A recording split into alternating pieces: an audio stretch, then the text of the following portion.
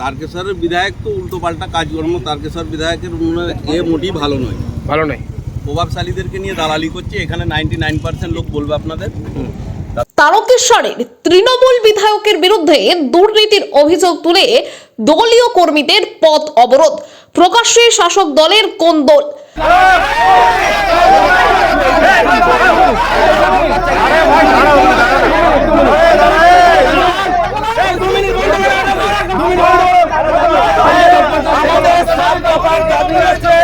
সাতটা দফার দাবি আমরা একটা স্মারকলিপি অনুযায়ী আমরা পুলিশকে দেব।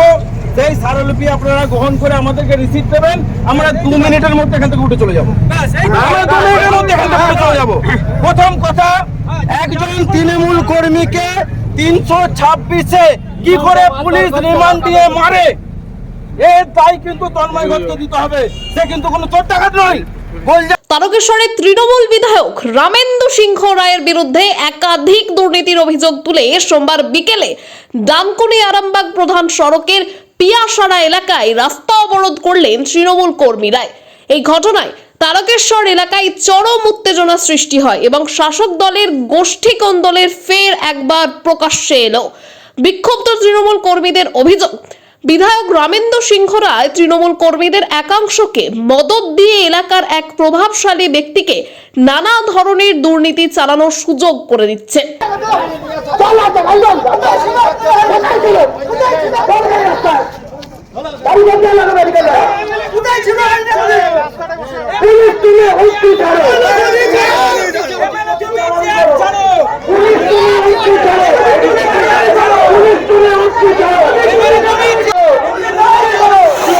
এদিন পথ অবরোধ চলাকালীন বিক্ষোভকারীরা তারকেশ্বরের সিআই প্রশান্ত চ্যাটার্জির কাছে একটি স্মারকলিপিও জমা দেন।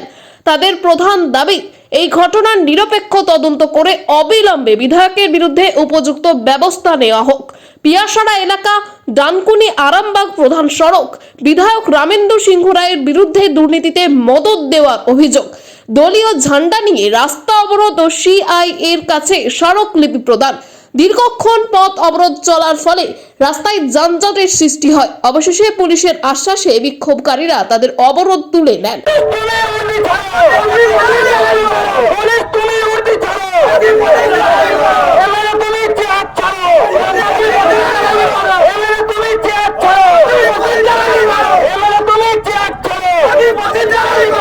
এই ঘটনা তারকেশ্বর বিধানসভা এলাকা তৃণমূলের অন্দরের তীব্র কোন্দলকে আরো একবার সামনে নিয়ে এলো। এ বিষয়ে দেখুন বিস্তারিত। কি বলছেন বিধায়কের বিষয়ে? তারকেশ্বরের বিধায়ক তো উল্টো পাল্টা কাজকর্ম, তারকেশ্বর বিধায়কের মোটেই ভালো নয়। প্রভাবশালীদেরকে নিয়ে দালালি করছে, এখানে 99% লোক বলবে আপনাদের। তাদের জিজ্ঞাসা করুন, একই মতে দেবে। বুঝতে পেরেছেন? তারকেশ্বরের বিধায়ক বা আমাদের তারকেশ্বর থানার ওসি তন্ময় বাগের যদি ভূমিকা ঠিক হতো, না এটা মালপাহাড়পুর পঞ্চায়েতে এই ধরনের কারনামা হতো না, মানুষ এত বিভ্রান্ত হতো না, আর এখানে পথ অবরোধ করতেও আসতো না। এর কারণ মূল নায়ক হচ্ছে আমাদের তারকেশ্বর বিধায়ক রামেন্দু সিংহ। 18 বছর আছি ওইখানে, আর এবারে যে ওই ইন্দাবাসনে পেয়েছি, এবার মানে ভিতরে যে মাজা ঘষা করছি ওইটা করতে দিচ্ছে না। ওখানে যে তন্ময় বাগ বিধায়ক, তন্ময় বাগকে ওসি উনি মানে কতবার ডেকেছে, ডেকে মানে পায়ে ফুসা হয়ে গেছে। খালি বলছে আমি থেকে ঘর করে দেবো, তোমার চিন্তা নেই, খালি এইসব বলে কাটিয়ে দিচ্ছে। মাল মশলা সব নষ্ট করেছে, 4 বস্তা সিমেন্ট বালি সব নষ্ট করে দিচ্ছে। বাড়ির ভিতরের কাজ করবে বলছে পারমিশন চাই। যে পারমিশন চাইছে সে কোনো পঞ্চায়েতের মেম্বার না, সদস্য না, কিছু নয়, এমএলএ লোকজনেরা। এটা হয়ে আমি ভিডিও করে রেখে দিয়েছি। পারমিশনের টাকা এমএলএ লোক বলছেন, তার নাম কি যে চাইছে? ওখানে কোটিপতি লোক আছে। কি নামটা কি তার? এত ভয় বিস্ত যে নাম বলতে ভয় পাচ্ছে, আপনারা বুঝতে পারছেন? এটা পাবলিক। আমার নাম সাহানারা বেগম। আচ্ছা, রাস্তাটা ক্লিয়ার করে দাও। তাকে গিয়ে পারমিশন দেখতে চাইছে। তিনি ভদ্র মহিলা বলছেন যে আমার ভাই পুরনো ইন্দিরাবাসনে পাওয়া 20 বছর আগের বাড়ি, আমি এই বাড়িতে বসবাস করছি, এর আমি পারমিশন কোথায় পাবো? বলছে আমাকে 1.5 লাখ টাকা দিতে হবে, নালে বাড়ির কাজ করতে দেবো না। বাড়ির কাজ কে বলছে? কিছু বিধায়ক ঘনিষ্ঠ মানুষজন বলছে কথা। তারাও তৃণমূল করে। তারাও তৃণমূল করে। একজন ভদ্র মহিলার 20 শতক জায়গা জোর করে দখল করে নিয়েছে। একটা সরকারি ICDS এর টয়লেট বাথরুম করানোর আমরা 2 বছর ধরে চেষ্টা করছি। এমন কোনো ব্যক্তি নেই যার কাছে আমরা যাইনি। সেই টয়লেট বাথরুমের কাজ করাতে গিয়ে আমি 48টা সেলাই খেয়েছি, আমাকে মার হয়েছে, আমি 48টা সেলাই খেয়েছি। তারা আজকে নিজেদেরকে MLA লোকজন বলছে, আজকে আমাদের লজ্জা লাগে। তাই আমরা পুলিশকে একটা স্মারকলিপি জমা দিয়েছি 7 দফার, মানুষের স্বার্থে, মানুষের জনগণের কাজ। প্রথম দফা আইমা পাহাড়পুর 203 নম্বর টয়লেট ICDS এর toilet bathroom submersible kitchen set পঞ্চায়েতকে করতে দিতে হবে। 2 নম্বর দফা একজন ভদ্র মহিলার ঘরকে আটকে দিয়েছে, তার ঘরকে করতে দিতে হবে, বাসত বাড়িতে করতে দিতে হবে। 3য় দফা একজনের ভদ্রমহিলার 20 শতক জায়গা জোর করে MLA লোকজন দখল করে নিয়েছে, সেই জায়গাকে ছাড়তে হবে, সেই জায়গাকে তাকে ফেরত দিতে হবে। 4 নম্বর একজন বাংলা আবাস যোজনার বাড়ি পেয়েছে, তাকে কিন্তু তার নিজস্ব জায়গায় তাকে ঘর করতে দেওয়া হচ্ছে না, টাকা দিতে হবে, টাকা দিলে তবেই ঘর করতে দেওয়া হবে। আপনারা তো তৃণমূল কংগ্রেস কর্মী, অবশ্যই আপনারা কি তৃণমূলের বিধায়কের বিরুদ্ধে লড়াই করছেন? আমরা কারোর বিরুদ্ধে লড়াই করছি না, আমরা সত্যিটা তুলে ধরতে চাই। আমি বিধায়ক সাহেবকেও ভাবাতে চাই যে আপনি স্যার দেখুন, আপনারা এই ভদ্র মহিলাদের ভোটে জিতেছেন, এরা যারা এখানে হেনস্থা হচ্ছে সব মুসলিম মহিলা। আপনি দেখেছেন যারা বোরখাধারী মুসলিম মহিলারা ছিল, আমরা শুধু আজকে ভিকটিমদেরকে নিয়ে এসেছি এখানে। কোনো পার্টির লোক নেই, কোনো কেউ নেই, শুধুমাত্র যারা নির্যাতিত হয়েছে তারাই মাত্র এখানে এসেছে, তাদেরকে নিয়ে আমরা তাদের দলীয় ঝান্ডা নিয়ে আপনারা পথ অবরোধ করছেন? আমরা দলের লোক দলের ঝান্ডা নিয়ে পথ অবরোধ করবো। হ্যাঁ, পুলিশ তারকেশ্বর থানার ওসি তন্ময় বাগ একজন কোটিপতির দ্বারাই প্রভাবিত হয়ে টাকা খেয়ে আমাদেরকে বিভিন্ন মিথ্যে কেসে ফাঁসানো হয়েছে। বারবার আমাদের উপরে অত্যাচার হচ্ছে, আমাদেরকে মিথ্যে কেসে ফাঁসানো হচ্ছে। এবং নাইটা পঞ্চায়েতে মানুষের প্রতি অত্যাচার হলেও কিন্তু কোনো নেতা মন্ত্রী MLA কেউ কিন্তু দেখতে আসছে না। পুলিশ কি বললো?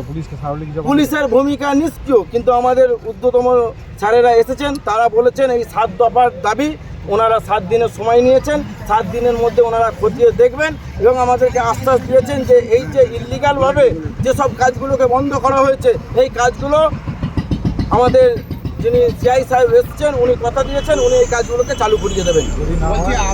যদি না হয় আমরা আবার 7 দিন পরে এখানে এই মানুষ নিয়ে আবার অবরোধ করবো, বিধায়কের নামটা বলুন। আপনাদের এই যে এলাকায়, এই এলাকায় তো একাধিকবার দেখা গেছে বিধায়ক ঘনিষ্ঠ কিছু মানুষের সাথে এই এলাকার যারা তৃণমূল কর্মী তাদের একটা অংশের বারবার প্রশ্ন হয়েছে, মারপিট হয়েছে, ঝগড়া হয়েছে। কি বলবেন, কেন এটা হচ্ছে? আপনারা দেখুন, একজন ব্যক্তি আজকে বিধায়কের বিরুদ্ধে আপনাদের স্লোগান দিতে শোনা গেল। শুনুন, একজন ব্যক্তি যে 2021 সালে বিজেপিকে ফান্ডিং করেছে, 2016 সালে CPM-কে ফান্ডিং করেছে, সে আবার 2024 সালে আবার সে বলছে আমি তৃণমূলের লিডার। একজন কোটিপতি, সে জীবনে কোনোদিন তৃণমূলের ঝান্ডা ধরে নেই, সে বলছে আমি তৃণমূলের লিডার। সেই জায়গা থেকে আজকে আমার MLA সাহেব যদি বলে একজন কোটিপতিকে আমার নেতা বলে মেনে চলতে হবে, আমি তো সেটা মানতে পারবো না। আমি 2005 সাল থেকে তৃণমূল দলটা করেছি, আমি MLA সাহেবকে নেতা বলে মানতে পারবো, তার কথা মতো চলতে পারবো, কিন্তু আমি কোনো কোটিপতির কথা মতো চলতে পারবো না। আমরা দলের লোক, দলের নেতাদের কথা মতো চলতে পারবো। কোনো নন পলিটিক্যাল লোক তার টাকা আছে বলে তাকে আমার মাথার উপরে চাপিয়ে দেওয়া হবে যে এর গোলামি করতে হবে, এর কথা মতো পঞ্চায়েত চলবে, এটা তো আমরা মেনে নিতে পারি না। এটা কোনো দলের কর্মী মেনে নিতে পারবে না। কথাগুলো বিধায়ককে বলেছিলেন? অবশ্যই জানিয়েছি। ওনার বক্তব্য সবাইকে নিয়ে চলতে হবে। আরে তারা রাজনৈতিক দলের লোক হলে তবে তো তাদেরকে নিয়ে চলবো, তারা তো পলিটিক্যাল লোক নয়। তারা তো এসেছে জমি দখল করতে, জায়গা দখল করতে, লোকের ঘর বন্ধ করতে। এখানে একটা আইলা হাদিস ভার্সেস ইসলাম ফুরফুরা শরীফের লড়াই আছে, সেই লড়াইয়ে সামিল করতে এসছে তারা নাইটা পঞ্চায়েতের 9টা মসজিদকে আইলা হাদিস করতে এসছে। তাদের সাথে আমরা কি করে রাজনীতি করব? তাদের সাথে রাজনীতি করা তো সম্ভব নয়। বলছেন বিধায়ক তার মানে বিগত দিনে যে বিজেপি করতো সেই রকম প্রভাবশালী লোকেদের নিয়ে দল চালায়। তার প্রমাণ আছে আমাদের কাছে। বিধায়ককে জানিয়ে পাননি যখন দলের ঊর্ধ্বতন কর্তৃপক্ষকে আমরা জানিয়েছি, তারাও এখন পর্যন্ত আমাদের কোনো রকম কোনো সুরাহা করেনি। আর পুলিশ যদি আমাদের এই দাবি না মানে, এই 7 দফার কাজ যদি না হয়, আগামী সপ্তাহে এই দিনকে আমরা আবার অবরোধ করব। আর সেই আজকে 100 জন নিয়ে হয়েছে, ওই দিনকে 500 জন নিয়ে হবে। বিধায়কের নামটাকে বলুন। আমার নাম শহীদুল মোল্লা। সঞ্চালক নাইটা মালপটপুর গ্রাম পঞ্চায়েত। আর যার বিরুদ্ধে আপনাদের অভিযোগ মানে এই যে মূল অভিযোগ তারকেশ্বরের বিধায়ক, আমাদের অভিযোগ হচ্ছে তারকেশ্বরের ওসি তন্ময় বাগ এবং তারকেশ্বরের বিধায়ক উভয়ে মিলে নাইটা পঞ্চায়েতে একটা বিশৃঙ্খলা সৃষ্টি। বিধায়কের নামটা বলুন। বিধায়ক রামেন্দ্র সিংহ রায়।